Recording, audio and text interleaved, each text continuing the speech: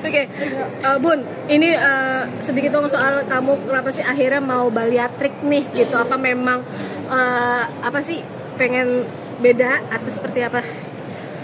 Sebenarnya sih pemacu utamanya gara-gara netizen ya. Jadi setiap live itu kayak Natalie badannya gemuk banget gitu.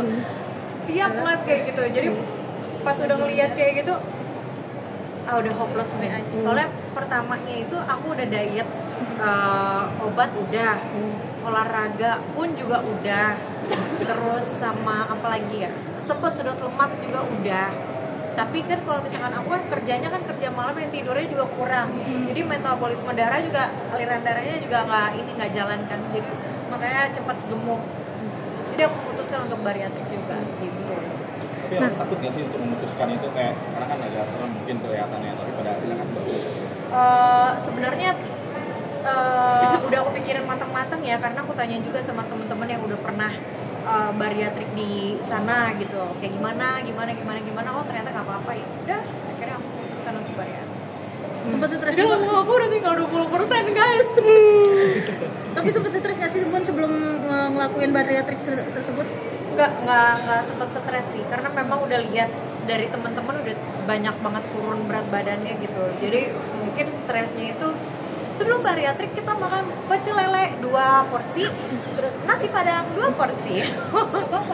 Apa? Sebelum bariatrik.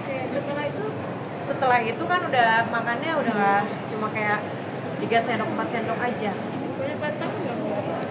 Pantangan sih nggak ada ya, sama sekali nggak ada ya. Makan apa aja boleh, paling kayak after operasi itu dalam 2 minggu itu kita cuma bisa minum susu yang cairan-cairan, liquid kayak gitu, bubur, jus, terus habis itu nanti pelan-pelan kita makan kayak nasi tim, baru makan yang keras-keras, kayak bayi lagi aja. Tapi mungkin ada kayak berasa kosong nggak sih Bun? Biasa kan makan porsi normal, sekarang 3 sendok aja udah kenyang bisa dibilang. Iya, jadi kayak makan 1 porsi berdua gitu kayak. Gitu. Terus juga senangnya apa ya, bulanan dapur agak lebih berkurang ya. Berarti kan memutuskan untuk apa namanya bariatrik. Itu berarti memang pure karena netizen atau ada maksud lain nggak? Pertamanya pemicu utamanya karena netizen, karena hampir tiap hari dibilang gembrot lah, kayak Daniel lah, kayak apa badan gue itu gelambir tuh, udah nggak cocok lo jadi DJ, badan lo udah kayak mama gini-gini. Ya udahlah. Sempet cancel DJ juga masih gara-gara itu. Nggak sempet, nggak. Kalau cancel DJ sih nggak Gas terus. Selagi masih ada cuan, gas. Berarti untuk makanan masih ada yang dipilah dan pilih berarti ya kalau untuk sekarang berarti? Kalau untuk sekarang sih udah sebulan, jadi udah boleh bisa makan apa aja. Kak, kalau misalkan lagi nge-DJ kan berarti kan pola makan tetap berubah atau memang tetap harus dikontrol nih setelah operasi? Sama aja sih, sama aja. Ada pantangan nggak sih mungkin jangan minuman harus dipilih-pilih, makanan harus apa dulu untuk penyembuhan total atau gimana? Pantangan sih kayaknya nggak ada ya, paling kayak untuk kayak alkohol kayak gitu-gitu ya udah nggak boleh lagi. Nah, mungkin kan dengan perubahan yang super ekstra ya. Kita pangling juga kan. Nah ini pasti nanti kan banyak juga yang bilang, oh ini pasti dia mau cari jodoh lagi nih, gini-gini. Mungkin gimana nih Kak, misalnya ada tanggapan kayak gitu? Pas lagi jodohnya mulai mendekat, ya deketin aja yuk. Berarti udah mulai open lagi nih begitu Kak untuk mencari jodoh gitu? Enggak sih, maksudnya kalau kalau buat yang deket-deket ya nggak apa-apa. Kalau misalkan untuk yang kayak untuk lebih serius lagi sih nanti dulu deh gitu, jadi cari duit dulu kayak buat toyok aku udah makan sayang gitu, yang kayak gitu yang buat ngingetin doang gitu. Perhatian ya. Tipenya yang kayak gimana? Yang dimanjain pokoknya kayak anak bayi gitu. Artis lagi nggak? Apa DJ juga? Apapun kan kita nggak tahu ya, tiba-tiba kesem-sem sama ini apa mungkin sama kamu kan aku nggak tahu ya. Berarti nggak menutup lagi kan? Maksudnya sekarang sudah mulai kayak ya udah gitu. Iya ya udah jalanin aja gitu. Yang penghasilannya harus di atas kakak gitu kan? Untuk sekarang sih iya. Oh oke. Karena ada anak 1 ya. Ya. Gitu. Biaya hidup ya kan? Biaya hidup sama token kan udah mulai bunyi-bunyi ya. Pakai token udah bapak? Kagak. Tapi anak sendiri sekarang udah suka apa kak? Udah lagi kan semakin dewasa, semakin masalah semakin besar gitu. Lagi suka apa? Lagi suka main sih, kayak tadi tuh nangis gitu karena udah mulai banyak teman. Kalau udah ada teman-teman tuh udah mulai gak mau pulang, gak mau tinggal pulang. Jadi main-main terus sama beli mainan kayak gitu-gitu lagi suka. Ada hal-hal baru yang pengen dia lakuin, mungkin pengen apa, pernah nggak sih minta-minta gitu tanya. Belum sih, belum. Kalau Azam paling pengen ikut kayak Fatih. Kan dia bestian sama Fatih kan, anaknya Lesti. Jadi pengen ikut taekwondo. Kamu melihat perkembangan dari Azam sendiri gimana? Gaya hidup sebulan Azam tuh pendidikan, kesehatan dan lain-lain. Bersama dong.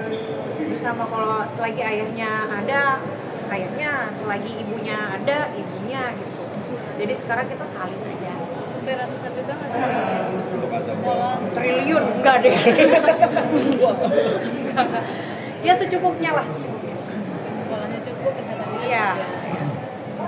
Baik. Ya. Mungkin dengan apa namanya, yang perubahan yang baru ini, apa namanya, berharap juga nggak sih, maksudnya komentar baik lagi mungkin muncul gitu.